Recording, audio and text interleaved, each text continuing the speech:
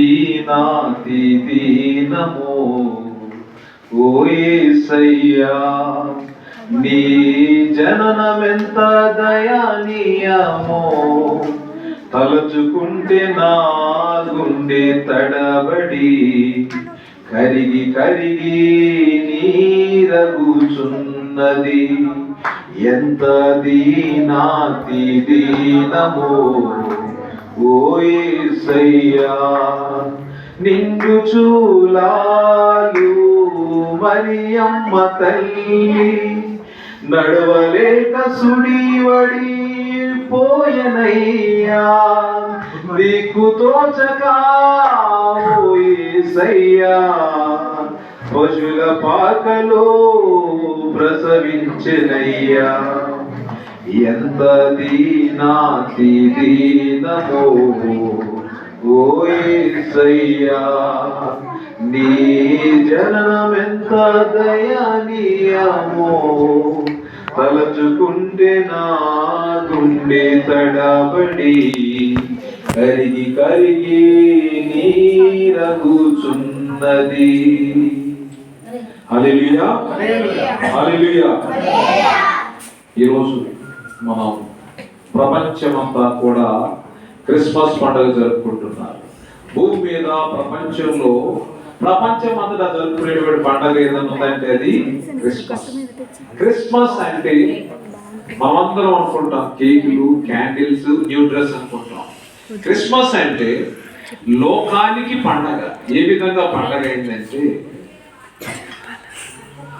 భూమి మీద మనుషులందరూ కూడా అనేక బాధల్లో ఉన్నారు, శ్రమలో ఉన్నారు, కష్టాల్లో ఉన్నారు. ప్రపంచము నాశనానికి దగ్గరగా వెళుతున్నప్పుడు దేవుడు, సృష్టికర్త అయినటువంటి దేవుడు, తను సృష్టించినటువంటి జీవుల్లో ఏ జీవి కూడా, ఏ మనుషుడు కూడా నశించిపోవడానికి ఇష్టం లేక అనాది ప్రణాళికలోనే యేసు ప్రభువాన్ని భూమి మీద పంపించాలనుకున్నాడు. ఆయన పంపించాలనుకుని యేసు ప్రభువాన్ని కాలము పరిపక్వమైనప్పుడు అంటారు.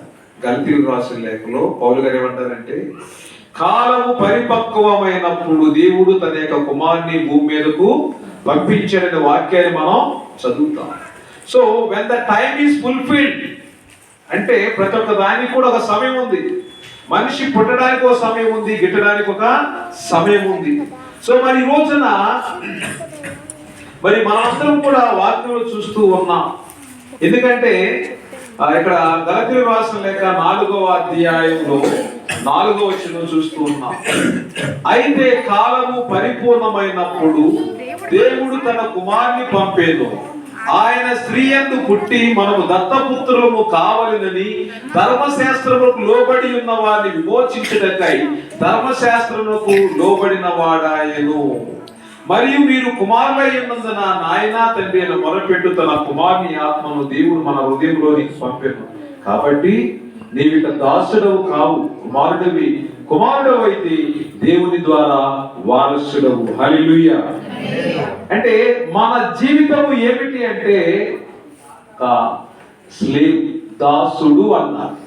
దేనికి దాసుడు? దేవుడు సృష్టించినప్పుడు you are a free man, నువ్వు స్వాతంత్రుడివి, నీకు కొన్ని రైట్స్ ఉన్నాయి. భారతదేశంలో మనకి ఫండమెంటల్ రైట్స్ ఉన్నాయి, అవునా కాదు? అలాగా దేవుడు సృష్టించినప్పుడు నీకు స్వేచ్ఛ ఉంది. ఆ యొక్క పక్షులకు స్వేచ్ఛ ఉంది, పశువులకు స్వేచ్ఛ ఉంది, ప్రతి ఒక్క దానికి స్వేచ్ఛ ఉంది. సో ఇప్పుడు ఏమైంది? ఈ స్వేచ్ఛాపూరితమైనటువంటి వ్యక్తి స్వేచ్ఛను ఏం చేశాడంటే మిస్యూజ్ చేశాడు. ఏం చేశాడు? దాన్ని సరిగా వాడుకోలేదు. మన ప్రసంగి గ్రంథంలో ప్రసంగిలో చదువుతాం. ప్రసంగి 12వ అధ్యాయం చూడండి, బైబిల్ ఉన్నవాళ్ళు. ప్రసంగి 12వ అధ్యాయం,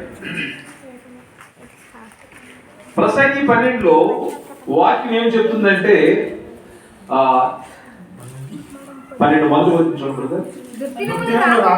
దుర్దినములు రాకముందే అమ్మా ఇప్పుడు వీటి యందు నాకు సంతోషం లేదు. వీటి యందు నాకు సంతోషం లేదు. నీవు చెప్పు సంవత్సరం రాకముందే తేజస్సునకును సూర్య చంద్ర నక్షత్రములకును చీకటి కమ్మకముందే వాన వెలిసిన తర్వాత మేఘములు మరలా రాకముందే నీ బాల్య దినములందే నీ సృష్టికర్తను స్మరణకు తెచ్చుకున్నాము. అలాగే మనం 12వ వచనంలో కాకుండా మరి తర్వాత వచనంలో చూసినట్లయితే ఆయన ఇంకో వాక్యం అంటాడు. నా కుమారుడు ముందు ఉన్న వాక్యం చూడండి, దానిపైన 11వ అధ్యాయం 9వ వచనం. యవనుడా నీ యవనమందు సంతోషపడుము, నీ యవన కాలమందు నీ హృదయము సంతుష్టిగా ఉండనిమ్ము, నీ కోరిక చొప్పునను నీ దృష్టి యొక్క ఇష్టము చొప్పునను ప్రవర్తింపుము. అయితే వీటన్నింటిని బట్టి దేవుడు నిన్ను తీర్పులని తెచ్చునని జ్ఞాపకం ఉంచుకునుము. అంటే ఏం చేయమన్నాడు? నీ యొక్క లేత ప్రాయములో, వయసులో, యవనములో నేను ఏం చేయమని ఆనందించమన్నాడు. నువ్వు ఆనందించు, కానీ ఒక విషయాన్ని జ్ఞాపకం చేసుకోమన్నాడు. ఏమిటంటే వీటన్నిటిని బట్టి దేవుడు నిన్ను తీర్పులోని తెచ్చునని జ్ఞాపకం తెచ్చుకో. అంటే you are going to face judgement. ఒక తీర్పు అనేది ఉంది. నీ జీవితంలో నీకు ఇష్టమైనది చేయమన్నాడు, కానీ అది పాపం అవ్వకూడదు, అది ఎదుటికి ఇబ్బంది అవ్వకూడదు, అది ఎవరికి సమాజాన్ని హాని కలిగించేదిగా ఉండకూడదు. సో అప్పుడు మనుషులు ఏం చేశారు? ఇప్పుడు ఏదైతే దేవుడు చేయొద్దన్నాడో దాన్నే చేశారు. సో ఇప్పుడేమైంది? ఆనందం అంతా కూడా దుఃఖం అయిపోయింది. జాయ్ టు ద వరల్డ్ అన్నా. ఎందుకు జాయ్ వచ్చింది? నువ్వు దుఃఖంలో ఉన్నావు కాబట్టి ఆనందం వచ్చింది. దుఃఖంలో లేనివాడికి మళ్ళీ ఆ జాయ్ అనేది అవసరమా? అది ఆల్రెడీ ఆనందిస్తున్నాడు. సో అంటే రోజు బిర్యానీ తిన్న వాళ్ళకి దాని టేస్ట్ తెలియదు. ఎప్పుడో ఒక సున్నా తిన్నవాడు ఏమంటారు? చాలా అద్భుతంగా ఉందని అంటారు. ఈ రెస్టారెంట్ ఎందుకంటే రెస్టారెంట్ లో భోజనం బాగుంది, ఎందుకంటే మనం రోజు తిన్నాం అక్కడ, అప్పుడప్పుడు వెళ్తాం కాబట్టి, తిన్నప్పుడు అది టేస్టీగా ఉంటుంది కాబట్టి అక్కడ బాగుంటుందని చెప్పుకుంటాం. అలాగా సరే వీళ్ళు బాధల్లో ఉన్నారు కాబట్టి వీళ్ళ బాధను, వీళ్ళ దుఃఖమును ఆనందంగా మార్చాలని దేవుడు అనుకున్నాడు. కాబట్టి భూమి మీదకి యేసు ప్రభువారిని పంపించాడు. సో ఇప్పుడేమైంది? పాపం, మనిషి పాపం, అవ్వ ఆదాములు చేసినటువంటి పాపము తరతరాలుగా వస్తూ ఉండడం వల్ల ఈ పాపానికి బానిసైన మనుషులు ఇంకా వాళ్ళు మానవ నాగరికతను మర్చిపోయి దేవుని యొక్క మాటను వినకుండా పాపం, లోకమంతా కూడా పాపం పండిపోతున్నప్పుడు యేసు ప్రభువారిని భూమికి దేవుడు పంపించాడు. ఎందుకు పంపించాడంటే ఈ పాపాలను క్షమించి వీళ్ళని పరిశుద్ధపరిచి ఈ భూమి మీద జీవితం అయిపోయిన తర్వాత పరలోకం ఉంది, ఆ పరలోకానికి మార్గం చూపించడానికి యేసు ప్రభువారిని భూమి మీదకు పంపించి ఉన్నారు. హల్లెలూయా. యేసు ప్రభువారు ఎవరంటే ఒక మెంటర్, ఒక గైడ్. ఎవరైనా ఒక గైడ్. ఎక్కడికి గైడ్ అయినా? పరలోకానికి మార్గం. ఎవరైనా ఒక గైడ్. మన టూర్లకి వెళ్ళినప్పుడు గైడ్ ఉంటాడు, మనకి మీరు ఎక్కడికి వెళ్ళాలి, ఏం చూడాలా, ఎందుకంటే డైరెక్ట్ చేస్తూ ఉంటాడు. సో ఆయన పుట్టింది ఎందుకు పుట్టాడంటే మనకి ఒక మార్గం చూపించడానికి యేసు ప్రభువారు పుట్టారు. క్రిస్మస్ అంటే ఇది ఏ మతానికి సంబంధించింది కాదు, ఇది యూనివర్సల్ ఫెస్టివల్. ఇది అందరూ కూడా సంతోషంగా ఉండాలి ఈ పండుగ రోజున. సో అది మరి ఈ రోజున కాలము పరిపూర్ణమైనప్పుడు, అంటే పరిపూర్ణం అంటే రైట్ టైం. సో వీళ్ళందరూ కూడా పాడైపోయి జీవితాలు అతృప్తం అవుతున్నప్పుడు, పాపంలో ఉన్నప్పుడు, సాతాను క్రియలు చేస్తూ ఉన్నప్పుడు, సాతాను దాసులైపోతున్నారు, అజ్ఞానంగా ప్రవర్తిస్తున్నారు, ఒకరొకరు కొట్టుకుంటున్నాం, తిట్టుకుంటున్నాం, ద్వేషించుకున్నాడు, మానభంగాలు, హత్యలు ఇవన్నీ జరుగుతున్న టైంలో యేసు ప్రభువు భూమి మీదకి వచ్చాడు. దాన్ని కరెక్ట్ చేయడానికి వచ్చాడు, సరి చేయడానికి వచ్చాడు. పాడైపోతున్న జీవితాన్ని ఆయన ఏం చేశాడు? కట్టడానికి వచ్చాడు. శిథిలమైపోతున్న జీవితాన్ని మళ్ళా నిర్మించడానికి యేసు ప్రభువు భూమి మీదకు వచ్చి ఉన్నారు. అంటే ఏ భూమి మీద ఏ వ్యక్తి కూడా సృష్టికర్త అయినటువంటి దేవుడు ఎవరు నాశనం అయిపోవడం ఆయనకి ఇష్టం లేదు, ఎవరు పాడైపోవడం ఆయనకు ఇష్టం లేదు. అందరూ అంతటా అందరూ బాగుండాలని దేవుడు కోరుకున్నాడు. అందువల్ల ఈ భూమి మీద ఏ జీవి కూడా పాడైపోవడం ఇష్టం లేదు. దేవుడు యేసు ప్రభువుని భూమి మీద పంపించి ఆయన ప్రాణం పెట్టేలా చేశాడు. అందుకే మన క్రిస్మస్ అంటే మనం అనుకుంటాం ఆయన పుట్టాడు అనుకుంటాం, కానీ ఆయన పుట్టు కంటే కూడా ముందు ఆయన ఉన్నాడు. ఆయన ఉన్నవాడు అంటే ఏంటి? సృష్టి ప్రారంభంలోనే యేసుప్రభు వారు ఉన్నారు. కానీ భూమి మీదకి రావడానికి ఆయన మరియమ్మ గారు యోసేపుల ద్వారా, అంటే మనం ఉన్నామంటే మన తల్లిదండ్రులు ఉన్నారు. ఆయన భూమి మీదకి వచ్చి ఆయన కూడా తల్లిదండ్రులు ఉన్నారు అని ప్రపంచానికి తెలియాలి. అంటే ఎవరైనా వింత వ్యక్తి వస్తే మనకి ఎవరో అర్థం కాదు. ఆ దెయ్యాలు భయపడిపోతాం, భూతాలు భయపడిపోతూ ఉంటాం. సో ఆ వ్యక్తి తెలియని మనం భయపడిపోతూ ఉంటాం. అందువల్ల దేవుడు కూడా మనిషి ద్వారా, మనిషి ఏ విధంగా పుడతాడు ఆయన కూడా అదే విధంగా పుట్టాడు. కానీ యేసుప్రభు వారు పుట్టింది it is purely of the divine plan. పరిశుద్ధాత్మ వల్ల పుట్టాడు, కానీ మనుషుల యొక్క మ్యారేజ్ వల్ల ఆయన పుట్టలేదు. ఆయన జస్ట్ ఆమె యొక్క గర్భాన్ని మాత్రమే వాడుకున్నాడు. మరియమ్మ గారి యొక్క గర్భాన్ని మాత్రం ఆయన పుట్టడానికి దేవుడు యూజ్ చేశాడు, కానీ ఆమెకి ఎలాంటి ఆయన మనుషుల యొక్క రక్తాన్ని కానీ శరీరాన్ని కానీ పట్టుకుని ఆయన పుట్టలేదు. మనిషికి ఆయనకు సంబంధం లేదు. ఆయన పాపరహితుడు, పాపం ఆయనలో లేదు. అంటే మనిషి ఎందుకు మరియమ్మ గారిని ఎన్నుకుంటే ఆమె కన్య, ఆమెలో ఎలాంటి పాపం లేదు, పరిశుద్ధంగా ఉంది. కాబట్టి ఆమెనే దేవుడు ఎన్నుకున్నాడు ఇంతమంది స్త్రీలలో. ఆమె ద్వారా యేసుప్రభు వారు పుట్టాడు. ఈ రోజున మన కోసం ఎందుకు వచ్చాడంటే, పాపం చేసిన వాడు పాపానికి దాసుడు, డబ్బులు అప్పు చేసిన వాడు అప్పిచ్చిన వానికి దాసుడు. మేము టీచర్లు, ఎక్కడ పని చేస్తున్నాం మా దగ్గర పైన మేనేజ్మెంట్ ఉంటుంది, అవునా? వాళ్ళకి మేము దాసులు. పిల్లలు స్టూడెంట్స్ ఎవరు దాసులు? టీచర్లకి దాసులు. మీరు అవునా కదా? ఇలాగా ఇదంతా కూడా ఎలా అవుతుందంటే, ఒకరి కింద ఉన్నప్పుడు వాళ్ళకి మనం లోబడి పని చేయాలి. You have to obey by all means. నీకు కష్టమైన ఇష్టం లేకపోయినా నువ్వు చేస్తున్నటువంటి ప్రొఫెషన్లో, నువ్వు చదువుతున్నటువంటి స్కూల్లో నువ్వు విధేయుడిగా ఉండాలి. అలాగా పాపం చేసిన వాడు పాపానికి దాసుడైపోయాడు. సో ఇప్పుడు ఈ పాపానికి దాసుడైపోయిన వాడిని విడిపించాలి అంటే భూమి మీద ఎవరు కావాలి? ఒక పరిశుద్ధుడు కావాలి. ఆ పరిశుద్ధుడు ఎవరు అంటే మరియమ్మ గారి గర్భాన పుట్టినటువంటి యేసుప్రభు వారు. అందుకే వేదాల్లో మనం చదువుతాం ఏమని?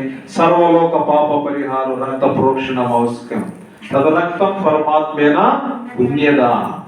అంటే ఈ భూమి మీద నుండి పాపం పోవాలి అంటే పరిశుద్ధుడైన వాడు పుట్టాలి. ఆ పరిశుద్ధుడైన వాడు దేవుడై ఉండాలి. పాపం లేని వాడు పాపరహితుడై ఉండాలి. ఆ యొక్క పాపరహితుడు ప్రజల కొరకు, పాపుల కొరకు ప్రాణం పెట్టేవాడై ఉండాలి. ఆ పాపరహితుడు పరిశుద్ధుడు పరమాత్ముడు ఎవరయ్యా అంటే, భూమి మీద మనం ఏది చూసినా ప్రజల కొరకు ప్రాణం పెట్టేవారు యేసుప్రభు వారు తప్ప భూమి మీద ఎవరు కూడా ప్రజల కొరకు ప్రాణం పెట్టలేదు. దేర్ఫోర్ అక్కడ పలికినటువంటి వాక్యంలో బైబిల్లో చెప్పిన వాక్యాలన్నీ కూడా అక్కడ అక్షరాలు నెరవేరాయి. ఈ రోజున ఇంకా నీ పాపం అంతా కూడా ఆయన తీసివేసి మనందరికీ కూడా ఒక మంచి మార్గాన్ని చూపించాడు. Love your neighbours as your self. నిన్ను నువ్వు ఏ విధంగా ప్రేమించుకుంటావు, నీ పొరుగు వారిని కూడా ప్రేమించండి. మనం అనుకుంటాం మన జీవితంలో అనుకున్నాం నా అంత పర్ఫెక్ట్ లేడు అనుకుంటాం, కానీ మీ అన్నయ్యని ద్వేషిస్తాం. మీ బ్రదర్ అంటే నీకు ద్వేషం, హేట్రేడ్. మీ అక్క అంటే పడదు, మీ మమ్మీ అంటే పడదు, మీ డాడీ అంటే ఇష్టం. ఏంటిది? ఇది పాపమా కాదా? పాపమే, అది పాపమే. ఎవరైనా ద్వేషిస్తే నరహత్యతో సమానమైన వాక్యం చెబుతుంది. అంటే ఎవరైతే హేట్రేడ్ అంటాం, ద్వేషం కలిగి ఉంటారో వాళ్ళు నరహత్య చేస్తూ ఉన్నారు. నేను నా స్నేహితుడు మీ యొక్క రక్త సంబంధి నువ్వు ద్వేషించి ఒకవేళ అంటే ఇష్టం లేదనుకో, నేను వెలుగులో ఉన్నా, నేను మంచి మార్గంలో ఉన్నా అంటే వీడు కూడా చీకటిలో ఉన్నాడు. అంటే ఎవరు డార్క్నెస్ లో ఉన్నారు, ఎవరు పాపంలో ఉన్నారంటే ఎవరైతే ద్వేషిస్తున్నారు వీళ్ళందరూ కూడా, ఎవరైతే తిరస్కరిస్తున్నారు, ఎవరైతే చులకనగా చూస్తున్నారు వీళ్ళందరూ కూడా పాపం చేసిన వాళ్ళే. అందుకే యేసుప్రభు వారు అన్నారు, నిన్ను నువ్వు ఏ విధంగా ప్రేమించుకుంటావు నీ పొరుగు వారిని కూడా అదే విధంగా ప్రేమించాడు. అందుకే దేవుడు పాపులమైన మనల్ని దేవుడు ప్రేమించాడు. యోహాను సువార్త 3:16 ఏమన్నాడు? దేవుడు లోకమును ఎంతో ప్రేమించి తన అద్వితీయ కుమారుని భూమి మీదకు పంపించాడు. దేవుని స్తోత్రం. అంటే దేవుడు ఇట్ ఈస్ ఫస్ట్ గాడ్. దేవుడే మనుషులు ప్రేమించాడు. కానీ మనుషులు అనుకుంటారు నేను ఎంత భక్తి గలవాడును, నేను ఎంత పద్ధతిగా ఉన్నాను అనుకుంటాం మనం. This is our foolishness. అర్థమైందా? నరుల యొక్క జ్ఞానము దేవునికి వెర్రితనము. అర్థమైందా? దేవుని దృష్టికి అంతా మన జ్ఞానం అంతా కూడా వెర్రితనం. We're not people of wisdom or intellectual. We're not intellectuals. మన నాలెడ్జ్ దేవుని నాలెడ్జ్ ముందు జీరో. సో ఎన్ని తెలివితేటలున్నా, ఎన్ని ఆస్తులున్నా, నీవు ఎంత అందంగా ఉన్నా, ఎంత అందవిహీనంగా ఉన్నా, we're both same in front of God. మనందరమీ సమానులమే దేవుని ముందు. అక్కడ దేవుని ముందు ఏ భేదాలు ఉండవు. పిల్లోడని ఉండదు, పేద ఉండదు. మనకు ఉండేది ఏముంటదండి? ఆత్మ మాత్రమే ఉంటది. ఏముంటదండి? అని నువ్వు 70 సంవత్సరాలు వచ్చినా నువ్వు పిల్లోడివే దేవుని దగ్గర. నీకు 1 సంవత్సరమైనా నువ్వు చంటి పిల్లలే. We are the children of God. మనం అందరం కూడా ఎవరిమి? దేవుని పిల్లలని. అందుకే ఆయన వాక్యం ఏం చెప్తుందంటే, ఒకరి తల్లి వాడిని ఆదరించినట్లు, ఒకరి తల్లి వాడిని చంకరెత్తుకున్నట్లు నేను మిమ్మల్ని చంకరెత్తుకున్నాను, మిమ్మల్ని ఆలన పాలన చూశానని యెషయా గ్రంథంలో చెప్తారు. సో ఇప్పుడు ఆత్మకు వయసు లేదు. ఆత్మకి ఏం లేదు? వయసు లేదు. No age for the soul. So ఈ ఆత్మ ఎక్కడి నుంచి వచ్చిందో మళ్ళీ అక్కడికే వెళ్ళిపోవాలి. రీసైకిల్. అర్థమైందా? మనిషి యొక్క జీవితం ఏంటంటే ఒక సైకిల్ చక్రం లాంటిది. ఎక్కడ ప్రారంభించినా మళ్ళీ అది రివర్స్ లో మళ్ళీ అక్కడ తిరిగి రావాల్సిందే. అలాగా మనిషి యొక్క ఆత్మ ఎక్కడి నుంచి వచ్చిందో అక్కడికి వెళ్ళిపోవాలి. ఈ బాడీ అంతా కూడా డీకంపోజ్, మట్టిలో కలిసిపోతుంది.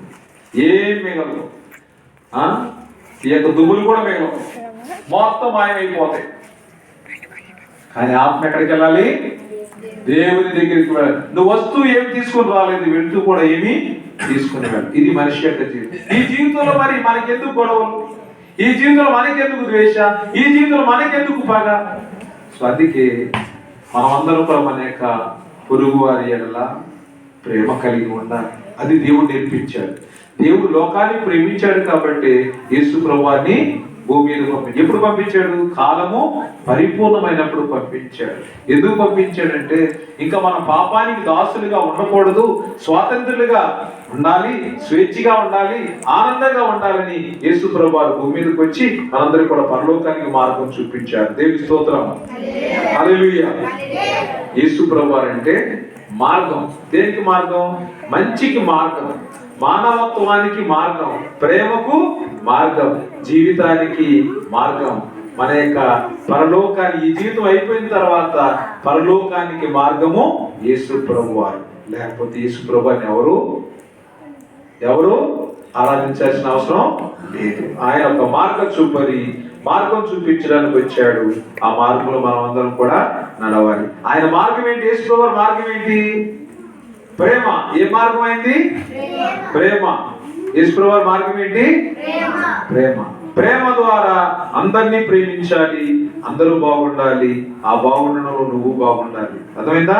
అందరూ బాగుండాలి, నేను బాగుండాలి. ఈ యొక్క ఉద్దేశంతో మనం అందరం కూడా ముందుకు వెళ్ళాలి. ఎవరు కూడా కొట్టుకోకూడదు. మీరు చిన్నపిల్లగా ఉన్నప్పుడు ఎవరు కొట్టుకోకూడదు, తిట్టుకోకూడదు, అబద్ధాలు ఆడకూడదు, దొంగతనం చేయకూడదు. అర్థమైందా? టీచర్లు ఇచ్చిన హోంవర్క్ టయానికి చేయాలి. ఇవన్నీ కూడా ఎప్పుడైతే మీరు చేస్తారో అప్పుడే మంచి. సో ఎప్పుడైతే మనం ఇవన్నీ చేయమో అప్పుడన్నీ కూడా బ్యాడ్ అంటారు. Is a bad boy, bad girl అంటారు. అలాంటి పేరు మీకు ఇష్టమా? ఇష్టం లేదు. మరి గుడ్ బాయ్, గుడ్ గర్ల్ గా ఉండాలంటే ఏం చేయాలి? డిసిప్లిన్ ఉండాలి. ఫస్ట్ ఏముండాలి? హోంవర్క్లు చేయాలి. హోంవర్క్లు చేయకపోతే ఏమంటారు? Bad good? బ్యాడ్. హోంవర్క్లు చేయండి, బాగా చదవండి. అర్థమైందా? మరి ఎందుకంటే పిల్లలు వారి యొక్క జీవితంలో వాళ్ళు ఏమవ్వాలో వాళ్ళే నిర్ణయించారు. సమయం దేవుడు మీకు ఇచ్చాడు. అర్థమైంది? ఈ వయసులో మీరు మంచి డిసిషన్ తీసుకోకపోతే జీవితం అంతా కూడా పాడైపోతుంది. అర్థమైందా? టీచర్ల మాట వినాలి, తల్లిదండ్రుల మాట వినాలి, పెద్దల మాట వినాలి, మీ వాడి దగ్గర మాట వినాలి. మీరందరూ కూడా మంచిగా నేర్చుకోవాలి. అన్ని విషయాలు మంచిగా నేర్చుకోవాలి. అప్పుడే మీ జీవితం బాగుంటది. చిన్నప్పటి నుంచి ఒకసారి పెద్ద అయినా మంచివాడు ఉంటాడంటే కుదరదు. చిన్నప్పటి నుంచి మా చెట్టు ఒకసారి పెద్ద అయిపోద్దా? రోజు కూడా ప్రాక్టీస్ చేయాలి. గుడ్ క్వాలిటీస్ ఏం చేయాలి? ప్రాక్టీస్ చేయాలి. చెడ్డలు అనిపించుకోవడానికి ఒక క్షణం చాలు, మంచిగా అనిపించుకోవడానికి జీవితం సరిపోదు. కాబట్టి క్రిస్మస్ మీ జీవితంలో ఆ వెలుగు, ఆ ఆనందం, ఆ శాంతి, సమాధానం మనందరికీ దయచేయాలి. పిల్లలుగా మీరందరూ కూడా సంతోషంగా ఉండాలి. దేవుడు మిమ్మలను, తల్లిదండ్రులని, మీ కుటుంబాన్ని, ఇక్కడ ఉన్న ప్రతి ఒక్కరిని కూడా తన అద్వితీయ ప్రేమ చేత మన కుటుంబాల్లో శాంతి, సమాధానం దయచేసి కాచి కాపాడుగాక. Amen. Amen. Praise the lord.